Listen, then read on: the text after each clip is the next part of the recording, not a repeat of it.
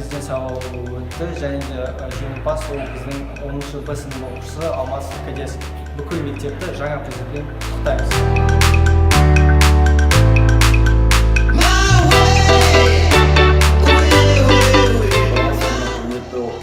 Мұғалімдер мен және оқушылар, мен осы жеңісіне өте қуаныштымын. Және де бұл жеңіс тек менің емес, барлық мектептікі, барлығы тең. Осы мектептің дамуын көтеруге ант етемін. Және де маған дауыс бергендеріңіз үшін көптен көп рахмет. Мұғалімдер және оқушылар, бүгінгі сайлау шарасына қатысқандарыңызға көп рахмет. Дауыс бергендеріңізге рахмет. Мен бүгінгі қарсыласым Алмас Кадес президенттікпен құттықтаймын.